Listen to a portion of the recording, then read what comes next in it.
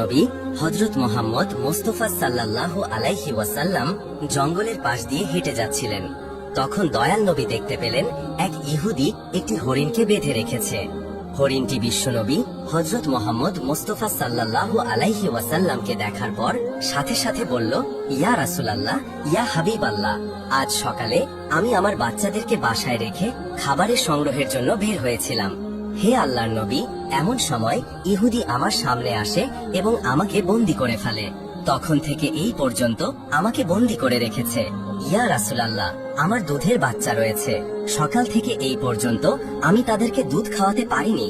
হয়তোবা তারা আমাকে না পেয়ে অনেক অস্থির হয়ে পড়েছে এবং তাদের গলা দুধ না খাওয়ার কারণে শুকিয়ে গেছে।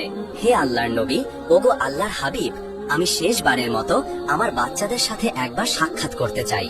দয়া করে আপনি এর একটা ব্যবস্থা করে দিন। হরিণের এই আরজে শুনে বিশ্বনবী হযরত মুহাম্মদ মুস্তাফা সাল্লাল্লাহু আলাইহি ওয়াসাল্লামের অন্তর কেঁদে উঠল। নবীজি ইহুদিকে বললেন, হে ইহুদি, তুমি কেন এই হরিণকে আটকে রেখেছ? তখন ইহুদি বলল, এই হরিণকে শিকার করেছি, আর জঙ্গলের প্রাণীকে শিকার করা তো বৈধ। আমি হরিণকে আটকে রেখেছি। অতঃপর হযরত মুহাম্মদ মুস্তাফা সাল্লাল্লাহু আলাইহি ওয়াসাল্লাম বললেন, হে ইহুদি, তুমি কি দেখতে পাচ্ছ না এটা মা হরিণ? তার স্তনে দুধে পরিপূর্ণ। সে তার বাচ্চাদেরকে দুধ না খাওয়াতে পারায় অনেক কষ্ট পাচ্ছে। অতঃপর তুমি তাকে ছেড়ে দাও। ইহুদি বলল, আমি অনেক কষ্ট করে তাকে শিকার করেছি, আর তোমার কথা মতো আমি তাকে ছেড়ে দেব? তখন বিশ্বনবী হযরত মুহাম্মদ মুস্তাফা বললেন, তুমি তাকে ছেড়ে দাও। সে শেষবারের মতো তার সন্তানদের সাথে দেখা করতে চায়। তার সন্তানদের সাথে দেখা করে এবং তাদেরকে দুধ পান করিয়ে সে আবার তোমার কাছে ফিরে আসবে। বিশ্বনবীর এই কথা শুনে ইহুদি বলল, বনের হরিণ কি আপনার বাপদাদার সম্পদ, যে তাকে একবার ছেড়ে দিলে সে আবার ফিরে আসবে? শিকার করা প্রাণী আজ পর্যন্ত ফিরে এসেছে, এটির কি কোনো নজির আছে? বিশ্বনবী হযরত মুহাম্মদ মুস্তাফা সাল্লাল্লাহু আলাইহি ওয়াসাল্লাম যখন দেখলেন ইহুদি কোনোভাবেই হরিণটিকে ছেড়ে দেওয়ার জন্য রাজি হচ্ছে না, তখন দয়ার নবী মুহাম্মদ সাল্লাল্লাহু আলাইহি ওয়াসাল্লাম ইহুদিকে বললেন, হে ইহুদি, তুমি হরিণটিকে ছেড়ে দাও, তার বিনিময়ে তুমি আমাকে বেঁধে রাখো। হরিণ যদি না আসে, তারপর তুমি আমাকে সারা জীবন বেঁধে রাখবে। তখন ইহুদি বলল, তাহলে এই কথাই রইল, আমি হরিণটিকে ছেড়ে দিচ্ছি, বিনিময়ে তোমাকে বেঁধে রাখছি। হরিণ যদি ফিরে না আসে, তাহলে তোমাকে কোনোদিন মুক্তি দান করব না। অতঃপর ইহুদি হরিণটিকে ছেড়ে দিল এবং দয়ার নবী হযরত মুহাম্মদ মুস্তাফা সাল্লাল্লাহু আলাইহি ওয়াসাল্লামকে বেঁধে রাখল।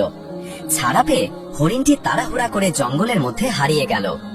এরপর ইহুদি মনে মনে ভাবতে লাগলো, হরিণটি আর কোনোদিন ফিরে আসবে না। এই লোকটাকে আমি সারা জীবন বেঁধে রাখব। এই লোকটির চেয়ে বোকা মানুষ আর পৃথিবীতে নেই। একটা বনের হরিণের জন্য সে নিজের জীবনকে বিপদে ফেলল। অতঃপর হরিণটি দৌড়াতে দৌড়াতে তার সন্তানদের কাছে এসে পৌঁছালো। সন্তানেরা তাকে জিজ্ঞাসা করল, আম্মাজান, আজ সকাল থেকে আপনি কোথায় ছিলেন? আমরা আপনার জন্য অপেক্ষা করতে করতে ক্লান্ত হয়ে পড়েছি। আমরা আপনার দুধ পান করতে না পেরে গলা শুকিয়ে গিয়েছে। তখন মা হরিণটি তার সন্তানদেরকে বলল, ও আমার সন্তানেরা, তোমরা শেষবারের মতো আমার সাথে দেখা করে নাও, আমার দুধ পান করে নাও, আর জীবনে তোমাদের সাথে হয়তোবা দেখা নাও হতে পারে। তখন হরিণের সন্তানেরা তাকে বলল, আম্মাজান, কেন আপনি এমন কথা বলছেন? কেন জীবনে আর আপনার সাথে দেখা হবে না? মা হরিণ তাদেরকে বলল, ওহে বৎসরা, তোমরা তাড়াতাড়ি করে আমার দুধ পান করো। সকালে যখন আমি খাবার অন্বেষণের জন্য বের হয়েছি, তখন এক ইহুদি আমাকে বন্দী করে ফেলেছিল।